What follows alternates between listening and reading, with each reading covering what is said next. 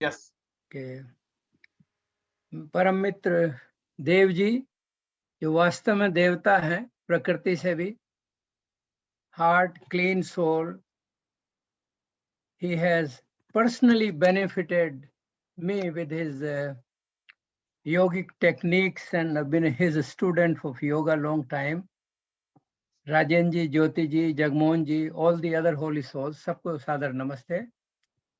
So what I intend to do as per instructions of Devji, this is a topic so big, so broad, it being like a kid in a candy store. So I'll try to make it interesting and to see, here we go. All right. So topic is on health. But since the platform is of yoga, I will try to focus more on how this affects our life. Jigyasuji talked about two things, yagya and yoga. Yoga is for ourselves. So this is basically for ourselves. Yoga Darshan has 4 chapters. The Samadhi Pad, Sadhan Pad, Vibhuti Pad, and Kaivalya Pad. And Yoga Darshan defines yoga as yogas chitta vritti nirodha. That means to control the faculties of mind. As you see, English has only one name for mind. In Sanskrit, we have man and chit. So your darshan sometimes uses it synonymously. This is where it comes from. Now, health is the topic. So I took a couple of definitions. Health can be defined as physical, mental, and spiritual well-being. Since Vedas are the scriptures of all true knowledge, they can be called the books for health as well. Vedas do have a holistic approach towards life as opposed to modern medicine, which focuses on specifics. Don't get me wrong, both are essential. And this comes from the Arya Samaj principles that ईश्वर सत्य जो पदार्थ विद्या से जाने जाते हैं उनका आदि मूल परमेश्वर है. That one. The God is the efficient cause of all true knowledge and all that is known through knowledge. So that's just some definitions. Now, probably, and I have quoted this before in my talks, we have 2 books of Ayurveda, Shushruta Samhita and Charak Samhita. Shushruta was a surgeon way back then, and Charak was a physician. I think this is an amazing definition. Samadosha, sam agnishcha, samadhatu malakriya, prasanna atma indriya manah, swasthya iti abhidhiyate. Amazing definition. Now, let us get a little bit into this one. Samadosha. So one is in perfect health, then there are 3 doshas. Here, doshas here is not a defect. Doshas means the personality types. Ayurvedic Vedya would say you have Vat personality, you have Pitta personality, you have Kapha personality. I'm not an expert in that particular, but there are certain elements to it. So Samadosha. So if somebody has these 3 things in balance, next is Sam Agnishcha, digestive fire, that is digestion, absorption, that is assimilation and metabolism. So digestive, endocrine, all of those things together. Samadhatu, all the body tissues and components, the entire physical body for that matter. Malikriya, lot of emphasis in Indian science in the Ayurveda on the bowel movement. If they don't have a good bowel movement, they won't eat food. That's old people. So excretory functions, both urination and defecation, when they are in perfect order, and to top it all, Prasanna Atma Indriya Manah, that's the most important part. Your physical body, pleasantly disposed and contented, mind, senses, and spirit. Everything is in unison. This is the perfect definition of health. Now, let's get a little bit into yoga because we are on that platform I said before. We here in the Upanishads, 5 kosh, that is Annamayi kosh, we have a Pranamayi kosh, Manmayi kosh, Vijnanmayi kosh, and Anandmayi kosh. There are 5 kosh. They are not actually sheaths or physical places. They're basically how you get deeper. And if you go into the Ashtanga Yoga, the Yam and Niyam is really the discipline. It sets the stage of where you want to go further. That is Shoch, Santosh, Tap, Swadhyaya, Ishwar, Pranidhan, and Satya, Ahimsa, Aste, Brahmacharya, Aparigraha. So code of conduct, personal code of conduct, and the social code of conduct. Then physical exercises, increasing strength, flexibility, and reduced injury. If you are doing this regularly, if you fall, chances are you may not get hurt as much. So cardiovascular strengthening, conditioning, strengthening, and flexibility all can be achieved through the yogasana. That's what Devji is expert in.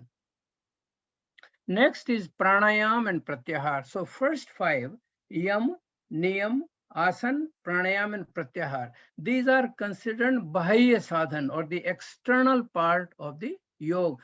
So this gives you better oxygenation, relaxation, and now you are preparing yourself towards the meditation, which is dharana, dhyana, and samadhi. So here in this topic today, in this talk, we talk about hypothalamic, pituitary, adrenal axis, and autonomic control on all body systems, physically, mentally, and spiritually.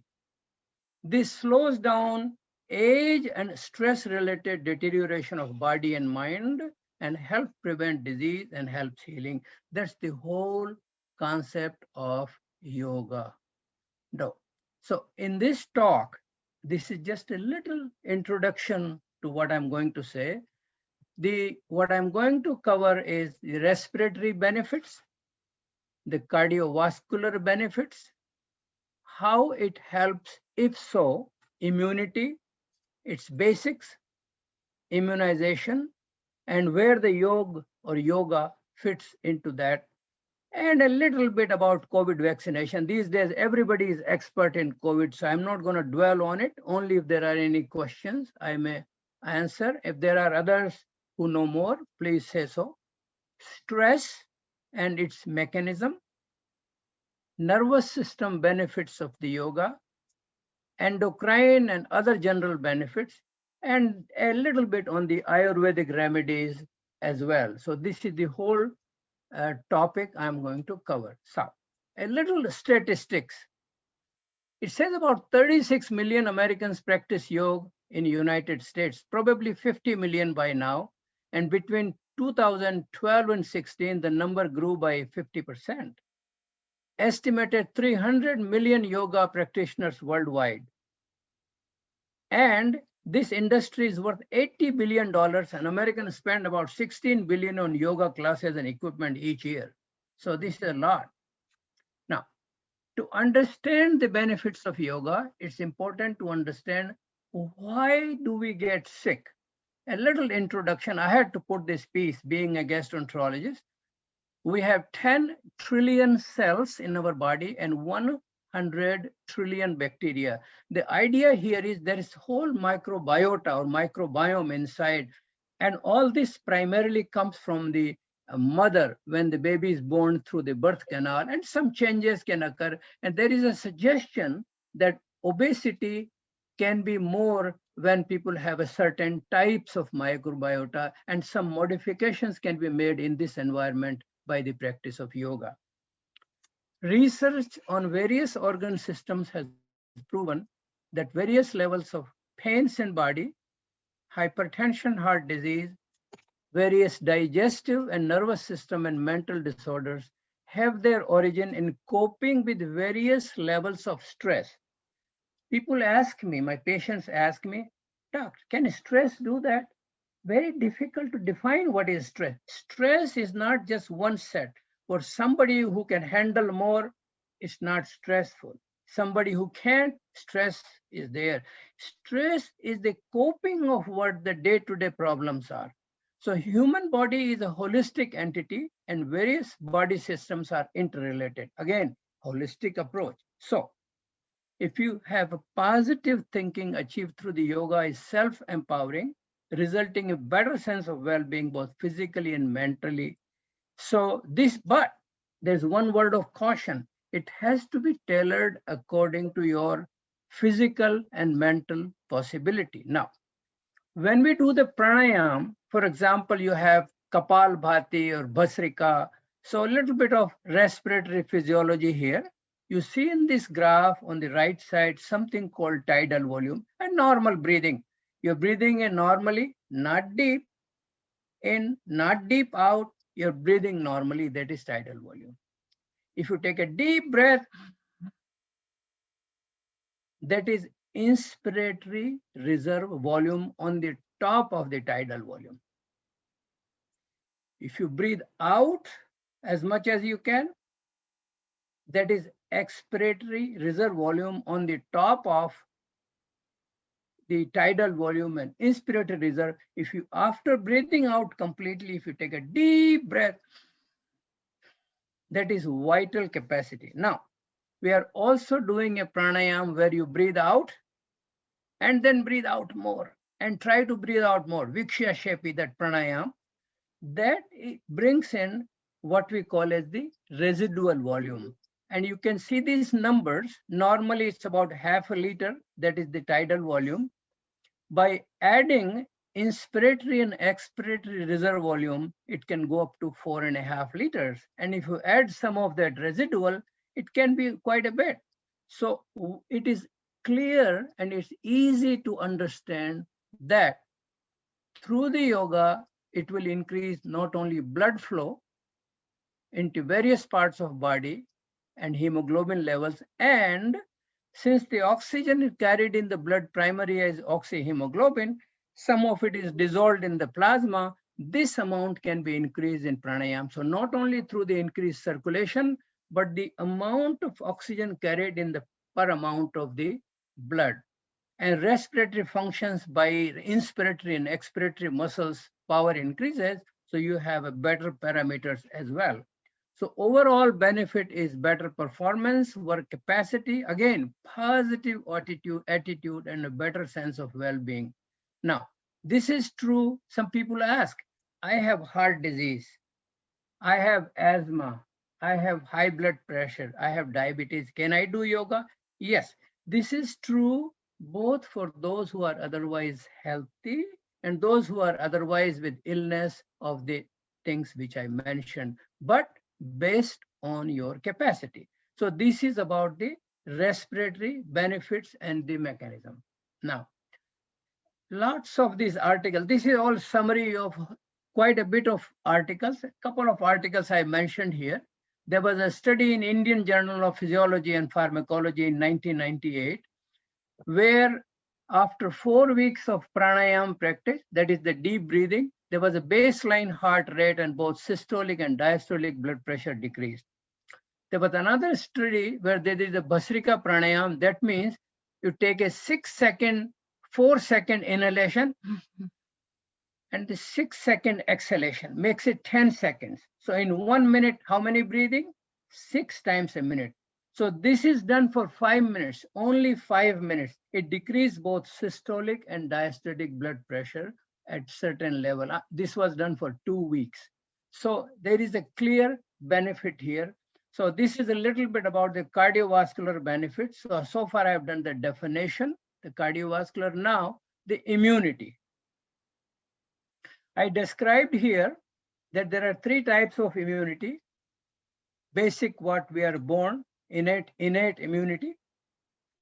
Now, in the middle is the adaptive immunity. That's what we are increasing when we are exposed to different germs. Like, for example, you had a hepatitis A, you are immune to it, the surface antibody is positive, you're not going to get it again.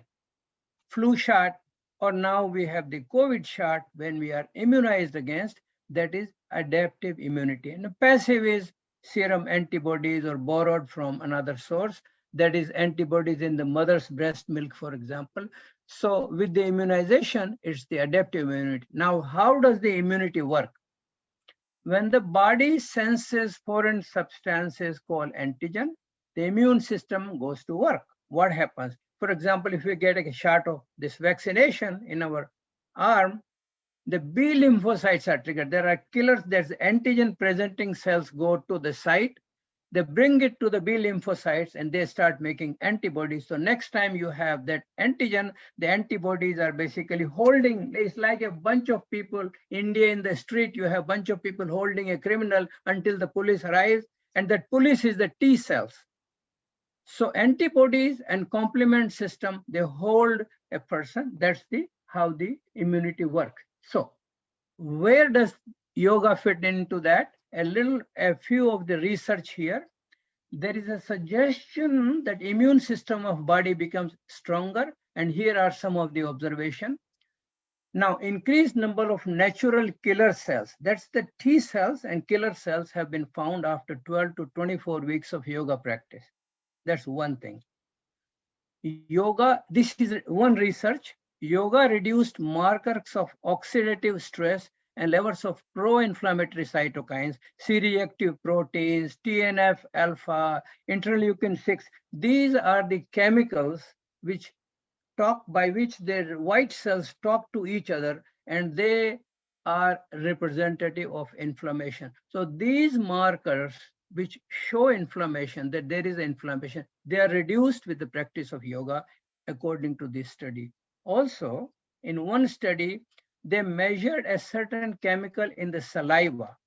This chemical is called beta-defensin.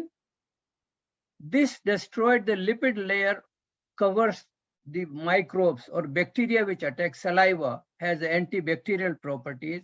So this is secreted by cells, and that is increased in with the practice of yoga. So this is about the immunity. Next, we hear a lot about the telomeres. What is this telomere business? As we age, and all the time the cells divide. Each time a cell divides, telomere, which are at the end of the chromosomes, they become shorter. And this is what leads to aging. Telomerase is an enzyme which restores, not completely, otherwise nobody would ever die, restores partially the lost nucleotide or the part of that end of the chromosome or telomere during this replication. And this enzyme has to be expressed. So the expression of telomerase is increased by yoga, so indirectly slowing down the aging process. So in brief, there is a suggestion that the aging process is slowed because the shortening of telomeres is less pronounced in people who are practicing yoga. Now, the nervous system. Humans have about 100 billion neurons and 3 to 100 different chemicals or neurotransmitters in the brain. About 10 of these chemicals do the 99% of the work.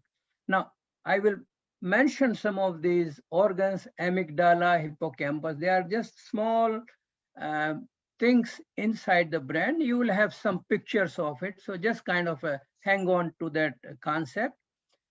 They govern our reaction or response to the environment, what's happening. Amygdala, for example, has to do with the emotions. It remembers there's something bad, smell, fear, that memory. Hippocampus, on the other hand, stores actual event memory. So through yoga, modifications can be made in this response to tone down the hypothalamic pituitary adrenal system, with shift from sympathetic to parasympathetic, and that results in change in the size of and function of amygdala and hippocampus. That's just one example, and I'll have a few more slides now. You are sitting in meditation, whatever you're doing, chanting of Om or breathing deep or whatever method you do, what happens? We get lost. If we have the same feeling when we are sleeping, aaj to neend bahut achhi aayi, we had nice sleep. So we have the body, we have mind, and then we have the soul. So disconnection of one from the other at what level is achieved? So science tells us that there are 4 parts of the brain which may have some significance in what we are talking about. The frontal lobe, which is in the front, parietal, which is the top, limbic system, which is in the middle of the brain deep inside, and a whole set of nerves called the reticular system. Now, don't mind, this is a busy slide, but only thing I want to point out here that there is this frontal lobe. You see, this is the frontal lobe. Okay. Top, this is the parietal lobe. Frontal lobe is the boss. When you are focusing, presenting something, controlling, that's the. This is called the attention association area. Parietal lobe is called the orientation association area. When you are in deep meditation, this becomes less active. This becomes more active. So next day, you could do better. And then you don't know where you are. That's what yoga does. Inside, in the middle of the brain, you have what we call as the limbic system, which will come in the next slide. So I already said that frontal lobe deals with the power, focus of attention, and it is the brain's top executive. It organizes response to complex problem, guides behavior with verbal skills, and houses networking memory. It controls the limbic system. If some message is going through the limbic system to the brain, there is this big thing. So frontal brain says, okay, calm down, don't act like that, relax. That's the frontal lobe. Parietal lobe, as I mentioned before, is the orientation association area. It receives and processes sensory information and deals with orientation in space and speed of objects. And there is a distinction between self and world. I'm sitting on this chair. I know I'm sitting here, I'm sitting comfortable, I'm in my room here. That's orientation. If I go into deep meditation, you lose that. That's the function of parietal lobe. Now, deep inside is the system which deals with memory and emotions. Again, a busy slide, but I just want you to focus on a couple of things. There's a little thing around the hypothalamus, above that, on the side of the midbrain, deep inside of the middle of the brain, called amygdala. That has to do with the emotions, as I mentioned before. And this is that yellow thing you are seeing, that is the hippocampus, that's the memory. And this is the mammillary body which projects onto the thalamus, which gets the information to rest of the brain. This is how our brain works. So some function of these things, I don't think it's important to learn all this neurology, but I just want you to bring your attention to this hippocampus, long-term memory, and amygdala, which has emotional memory, and thalamus is just brings sensations to the brain. It's a two-way relay station. Now, hypothalamus, very important, maintains body's function, such as blood pressure, weight, temperature, and appetite. So you can understand how if we reprogram or tone down hypothalamic pituitary adrenal axis, we may come out ahead, and that's where the yoga is supposed to help. Then there is another set of nerves we have in the Ayurveda and the yoga, you call it Ida and Pingala. Those are the sympathetic plexuses on both sides of the spine, and then there is a set of reticular or these fine nerves which projects on to this mammillary body and amygdala and to the thalamus. So that is called the reticular system, or part of the autonomic nervous system. So having given this description, I'm going to say, what is stress? Am I going too fast or okay? Okay. Now, what is stress? I mentioned before that stress results from inability to deal effectively with situations, not a level. There is no particular measure of stress. It's how a person can handle. And practice of yoga trains you to handle it better. So stress and anxiety disorders arise from a dysfunction in the modulation of brain circuits which regulate emotional response to potentially threatening stimuli, which involve bottom-up activity from amygdala. So here is your reticular system going through the spinal cord into the brain stem and going to this area called amygdala. Something is happening. There, person has seen that. You see a lion or a bad smell or whatever bad, amygdala. So having recognized the prefrontal cortex reduces the stress by inhibiting amygdala. So, okay, calm down, it's okay, or react in a certain way. So this mechanism of controlling these limbic system becomes defective in people with stress. And this is where yoga is supposed to help. I'm showing all of this that you understand the mechanism, why everybody said, okay, with the yoga, this happens, that happens. But this is about why it happens and how it happens on the top of what happens. So here we have, this is the same amygdala, and here is the hypothalamus pituitary. And then when you have the reaction or some sort of a sensations going, let's say there is a danger of some nature, you're not ready and relaxed to eat or relax to whatever you want doing. You want to run away from it. You want more adrenaline. You want more glucose. You want the blood going to your muscles rather than your digestive system. So for that purpose, body has this, what we call as the adrenal gland sitting on the top of the kidney. The superficial or the top part is called cortex, which makes the steroids, and inside makes the medulla. So this is hypothalamic, pituitary, adrenal axis. That's what gets activated in all times of stress. What does it do? Why is it necessary? It is fight and flight. Increase in the cardiovascular tone, increase in the blood pressure, mobilization of energy, transient enhancement of immunity, and inhibition, for example, of digestion, growth, reproduction, those type of things. So this is what gets toned down. What yoga does is more parasympathetic activity, decrease of sympathetic activity, and toning down of hypothalamic, pituitary, adrenal axis. That's the goal. And that results in many other benefits. So, little bit more about the stress.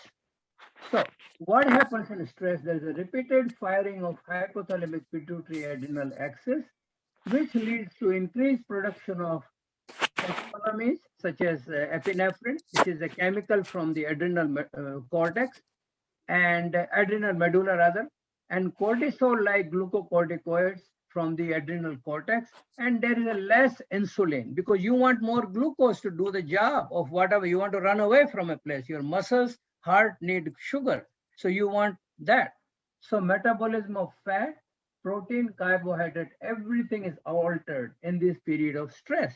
So that results in increased sodium and water retention. You may need more fluids because you're running, you get dehydrated. You don't want to get dehydrated. You don't want to have too much urine. So all that leads to high blood pressure. Now, in a period of stress, when you're really in trouble, these are necessary. But if something like this happens, somebody just pacing like that, somebody who is just sitting at home, pacing, stress, that's not good. That's hurting. That's bombarding your body with bad things. So stress can also lead to increase of blood cholesterol level and free fatty acid in the serum, which get deposited into arterial wall. Net result is worsening of disease such as obesity, diabetes, hypertension, heart disease, and stroke. So this is very important. So chronic stress can also lead to asthma attacks. So stress, now brain, what happens to the brain in a stress? The density of some parts of the brain decrease, amygdala, which has to do with the fear, increase, and yoga was found to decrease that amygdala. And Alzheimer's can progress more. So you can see there is a mechanism. I don't think it's necessary to understand that mechanism too much in depth, but the idea is that the whatever mechanism is causing Alzheimer's, the progression of that becomes faster in period of stress. On the other side, on the flip side, with the practice of yoga, you are intending to reduce that change. So what does yoga does? This is a busy slide, but very informative. So kindly allow me to, so the primary effect of meditation on autonomic system is increased parasympathetic activity. I have stressed that before. Now, there is an increased secretion of chemicals. 5 are most important. These are dopamine, serotonin, oxytocin, endorphin, and gamma aminobutyric acid. When I'm doing an endoscopy, when the anesthesiologist is giving that white liquid propofol, that basically stimulates the GABA. What is GABA? GABA is a neurotransmitter, and its job is to prevent your brain from getting overly excited. It's a negative chemical. So that yoga increases GABA level by 27%. This is just one study. Also, as Devji would put it, there are happy hormones, dopamine, oxytocin, serotonin, and endorphin. Endorphin is like a morphine secreted within our body that help relieve anxiety, reduces tension, and it's useful in the states of depression and anxiety as well. Yoga also inhibits the areas of brain responsible for fear, aggressiveness, and rage, and brings more bliss and pleasure. Net result is plasma cortisol, the steroids in the body are decreased. There is a decreased blood pressure, as I mentioned before, also blood glucose, cholesterol, and improved thyroid hormone status. One of the main effects, but I think not just that, all these chemical things, but what really a person achieves by practice of yoga is that it inculcates a more disciplined lifestyle, such as a better diet, better sleeping and waking up routine, avoidance of any addicting substances. I tell my patient, I say, who is the boss? Are you the boss, or the cigarette is the boss, or your Coca-Cola is the boss, or your part you are smoking is the boss? Who is in charge here? So a small percentage of people, it kicks in. Mostly it doesn't do anything, but it does sometimes. So avoidance of addictive substances, positive thoughts, and increased confidence to deal with the daily situation and better overall lifestyle.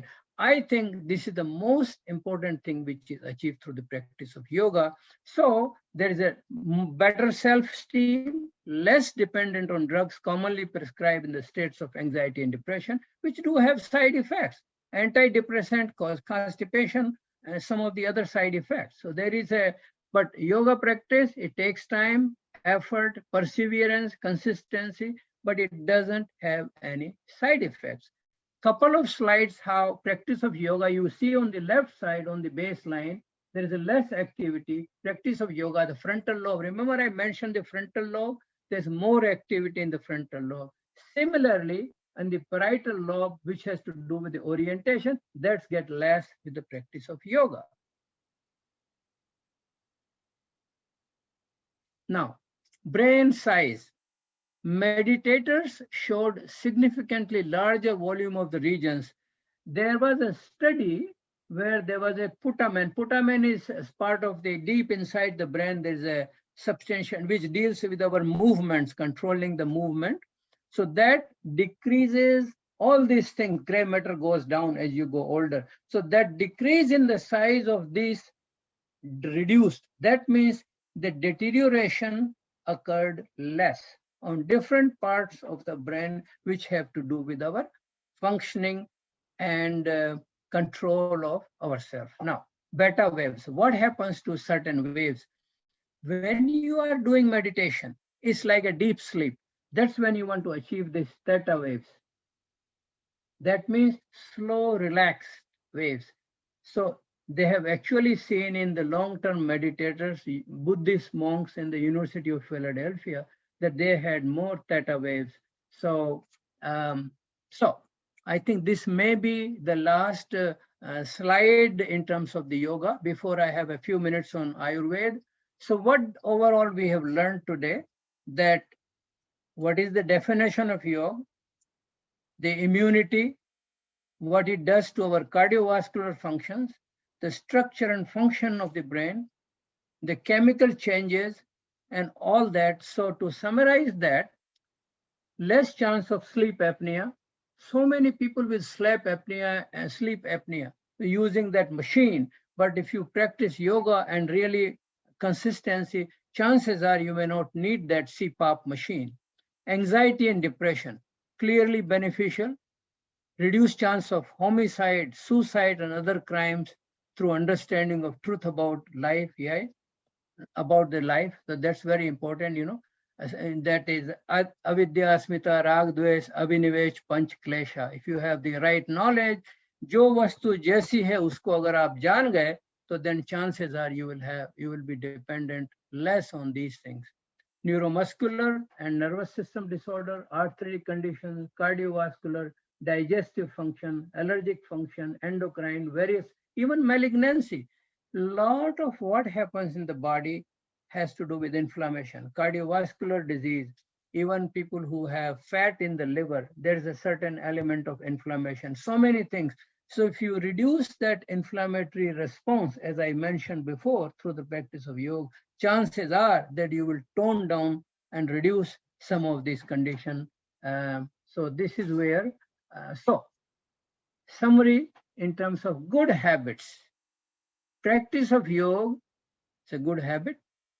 Wake up early, sleep early, eat light, eat right. The last meal be at least 3 hours before going to sleep, because gastric emptying time, T-half is 90 minutes. So you don't want to sleep on a full stomach and sleep on the left side, because your gastric cavity or the stomach is more on the left side. Drink a lot of water and avoid processed food, artificial drink, chocolates, coffee, soda, etc. So this is about the basics of the how you can have achieved that samadosha, samvani, sandhatu, malakriya, that state. Now, a little bit word about, again, I'm not an Ayurvedic physician, but this is all through some knowledge, some internet, some of that there are things mentioned which we hear right from childhood. Sito phaladi, talisadi, tulsi. Tulsi is supposed to be very good, to the point that it's an honor for at least us, for a Hindu, to have a tulsi plant in their home. It has beneficial. It should not be chewed, but it could be used. The tulsi ganvati that is available in the United States. You can't get a plant, but you can have a ganvati, means the condensed form of the powdered form. Ashwagandha or asgandh, Indian ginseng. That is mainly the root powder is used. It may reduce the blood sugar, and it may reduce cortisol and help anxiety, and it may try to take it if you're taking ashwagandha more at night, because it may make you tired. Chyawanprash has mostly amla, and it has so many other things. It's a general nutritional supplement. Giloy, I think that this thing is hiding in that screen, but it's about Giloy. You see how long list of things what Giloy can do. And what I've heard Baba Ramdev is saying one time, that they have researched thousands of different herbs in their labs, and they found Giloy to be the most useful. It's the stem, and it easily grows. It's a creeper, grows everywhere in India, but only mainly the stem of it is used. And here what we have is in the form of, again, the powder of that, and into form of the Ghanvati, not powder, in the pills. So it can reduce aging, reduce arthritis. Again, all these are observational claim. I don't think there has been a clear double-blind controlled study to prove the point, but in terms of the praman, pratyaksh praman, anuman praman, this is shabd praman from the books or the authority. So it comes in that category of shabd praman, that it does have a great deal of benefit, Giloy, and whether it will prevent corona, whether it will help get you better faster, chances are it will help in some way or the other. So that's Giloy. Then there is medications like the Coronal and Shwashwari if somebody has respiratory disorders. Patanjali have Shwashwari Ras powder. I think the Coronal what they have has the Shwashwari Ras, plus it has the Giloy and couple of other things. So again, these are nutritional supplements, not necessarily tested beyond doubt, but these do have positive. And again, for the Giloy, it doesn't have downside. It's not poisonous. It doesn't have any side effects to the best of the understanding. So this is where I would stop and I would stop sharing. And again, back to for any questions or comments, or we have Devji or anybody expert, Dr. Dang, the psychiatrist, my older brother, if he wants to talk about that or anybody else, please go ahead. Dr. Gupta, this is Neeru. Before anybody goes ahead and asks their question or something, I would like to thank you so much. First of all, I am blown away the subject matter expertise, your holistic knowledge, and your way of delivery. It's like amazing. Would love to have you on a regular basis. I have to go through this recording many times. It is just an amazing job. Thank you so very much. Thank you. Thank you. Thank you. I agree with you, Neeru. He is so, the lecture was so understood nicely. I think Ramesh, you got it. Yep. Amazing. How he actually, I was thinking being a medical doctor and then connecting it with Yoga Darshan and Sankhya Darshan and then yoga and everything is spirituality. Oh my God. I'm just blown away. Amazing. That's all I can say there. Well, it's a privilege to be a student of Dayanand. But Rameshji, if we want to listen this again, how can we listen it? This recording of yours. Dev ji की देवता की कृपा हो जाए तब हो जाए. Yes. क्योंकि अभी इतना सारा एक ही बार में absorb करना. Even I'm a science student, but still to absorb so much. So I'm going to. I want to listen it again. Yes, I'm going to post it on YouTube. Oh, so good. There is called Dev Yoga channel, and you will find. Dev Yoga channel bhi hoga. Yeah, okay. Under Rameshji's name, Rameshji's lecture. I have one question. What is the basic difference between Tulsi and basil? Because basil, we get it here all the time. So Tulsi is similar to basil or not? It's not the same. From what I know, that when some of these invaders went to India, they brought with them whatever they could grab. And there is some differences, but I think they could be similar but not same. It's not. जैसे अपना जो वो होती है ना अजवाइन के बीज होता है ना अजवाइन. Right. And then we have oregano we put in. Oregano is the leaves. Ajwain is the seed. चीज एक ही है वो. But it belongs to the same family kind of, because basil you can get here a lot, not so much pure tulsi. तुलसी की घनवटी आती है रामदेव जी की तुलसी घनवटी आती है. हाँ वो तो घनवटी तो मिलती है. The plant. Plant, but I don't. I used to have, but no, I don't. That was very nice, very informative. I'm so thankful to you. Tulsi is very easily available in everywhere, right? I know. You know what? I tried, so many times, but somehow it doesn't stay in my home. Something is wrong. No, लेकिन it उसको will उसको really. चबाना मत. It is very acidic. The pH of tulsi is low, so don't, your enamel, you will destroy the enamel on the teeth, so don't chew it. तुलसी को चबाना नहीं, उसकी, it has a low pH. Oh, acidic okay. होती है. You can always put in tea or just in herbal tea or something of that sort. But we get like tulsi chai. That's the same thing. Dry tulsi chai. I am not sure about Vedic that. tulsi. Anybody But who has known. but we will, if you come to Arya Samaj, we'll send it with Dev Bhaiya. We get lot of tulsi in summer, so Dev Bhaiya will send some tulsi for Asha ji. Ah, okay. I will get. All right, I will carry Arya it. Samaj, now तो अभी तो सब virtual है ना, अभी थोड़ी आएगी. जब भी आप आएंगे तब. तो बीज बेच सकते हैं. तुलसी seeds we can send you. We have lot of tulsi seeds here. No, thank you very much. Thank you. I'll try to get it. Thank you. Dr. Ramesh, I have one quick question. What is your take on this vaccine, COVID vaccine, and anything that you can share with us, because we are all going to have at some point. So what's your take on that?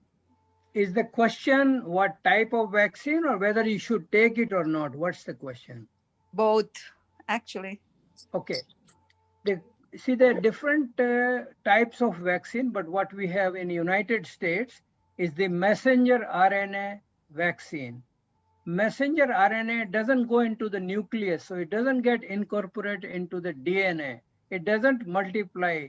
There is no way you can get a COVID from the vaccine, number one. Side effects, a little allergy here and there, rare, but generally it is very safe. It's a messenger RNA. So when it goes into your arm, as I mentioned before, then you have the antigen presenting cells going to it, and that goes into body and causes immunity. Again, it's everybody is an expert on it's minus 70 degree, 3 weeks apart, 2 injections, 94.5% safe. Same Moderna, needs to be stored at not as low temperature as the Pfizer vaccine, 4 weeks apart, equally 94% benefit. Whether you should take it or not, I take it as a privilege. धियो यौन है प्रचोदयात. You see, जो मनुष्य को जो ज्ञान दिया है परमात्मा ने, ईश्वर जीव प्रकृति. So science is the knowledge of the nature, and this is a miracle of science, a result that in 11 months, a lot of people are questioning if it has been prepared so fast, there must be something wrong with it. So there is no treatment for shock, or there is no treatment for fear. There's a treatment for realism. These days, FDA, the CDC, they are on it. They don't let things come out unless it's safe. Lot of, there's so much money, so much politics is at stake if they put something in the market without being safe. We have to have faith, and it's a privilege to take it. I think all of us must take it. If not for us, we have to do it for society. As a civic, as a member of this society, if we protect ourselves, swastiche priya atmanam, so if we protect ourselves, then we can protect the society, Aeroplane में जब aeroplane हिलता है तो सबसे पहले mask किसके लगती है? You have to put on yourself, then put it on your child. So you have to take care of yourself to be responsible of the society. If you get it, and you don't have any choice, whether Moderna or Pfizer, whatever they give you, that's the choice. You can't say anything. Ramesh first. Brilliantly said. बहुत आपने अच्छा explain किया.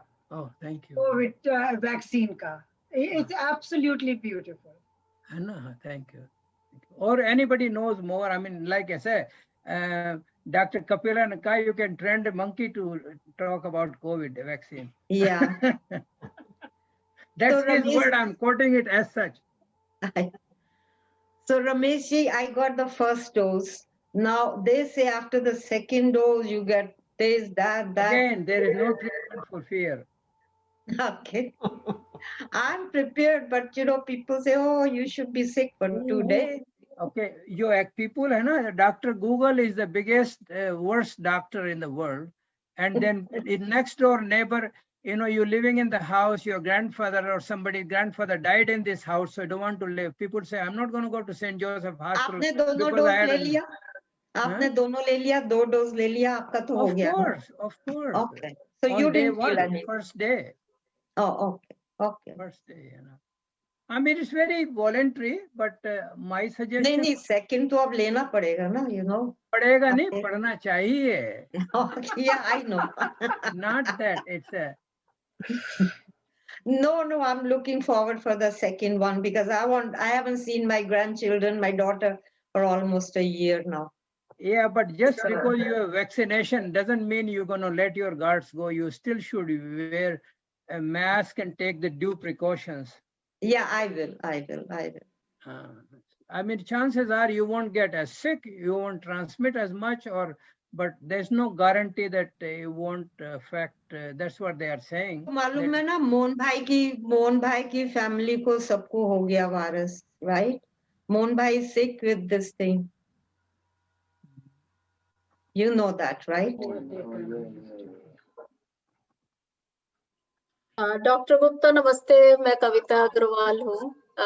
Actually आपका lecture, it was thoroughly interesting and amazing to hear the combination of modern medicine, yoga and Ayurveda, everything together. And I really enjoyed the HPTA axis, the way you explained, and mind-body coordination with the soul.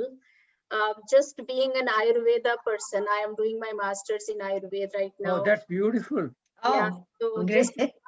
just really was enjoying the first shloka itself when you were actually chanting prasanna manda indriyatne atma. I don't remember that fully, but I know समदोषे this chant. समग्ने समधातु मलकिया मलक प्रसन्न या आत्मे इंद्रिय मन या स्वस्थ इति अभिधीयते.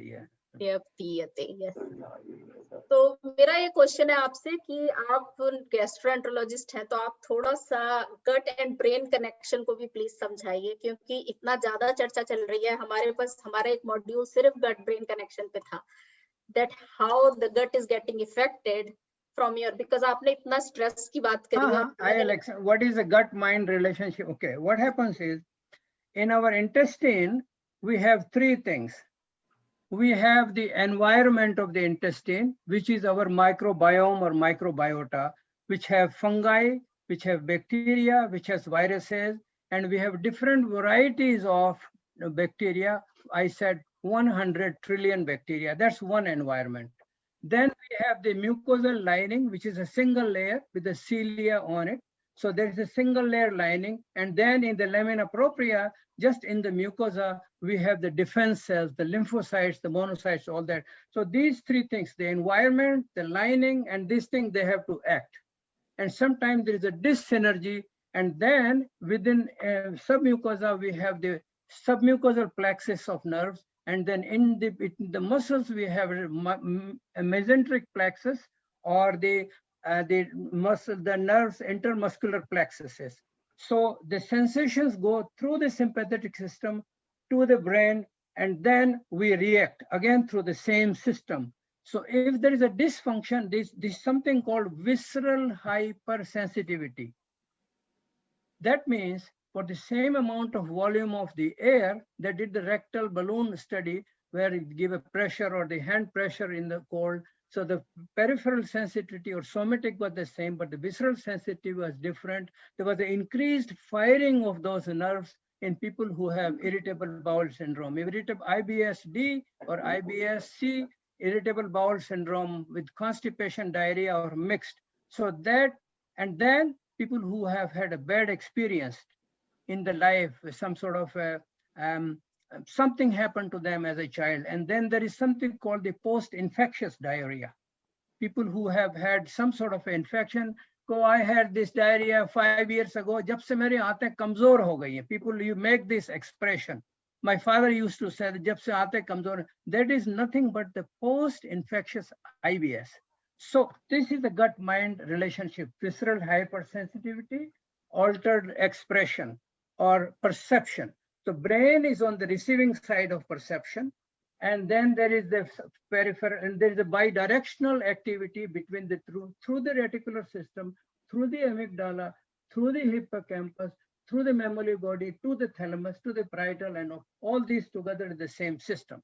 So with the IBS, what we try to do is to reduce the, for example, if we give a drug for IBS, then what we reduce on the basolateral side, that goes into and then reduces that firing of those impulses. That's how it works. Besides making a difference, for example, I don't want to explain the pharmacology. That becomes a medical lecture. So did I answer your question? Actually, we hear a lot about the vagus nerve also. The vagus nerve, which goes. Vagus nerve is just a small piece of the puzzle. That's just the vagus is a vagabond that starts all the way from the medulla and then goes all the way and has the parasympathetic supply to the whole GI system up to the mid-transverse colon. But that is not all. That is just a very crude thing. Main thing is in the visceral hypersensitivity at the mucosal level. That's where it is. Vagus has nothing to do with it. Okay. Yeah. Thank you. Thank you. That's where the SSRI we have sometimes give. Of course, Dr. Dang is here.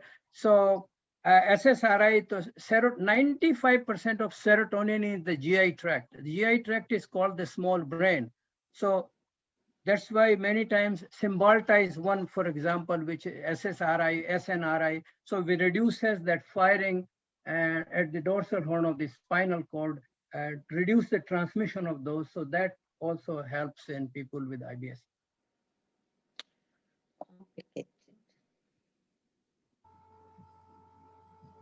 Wow, excellent.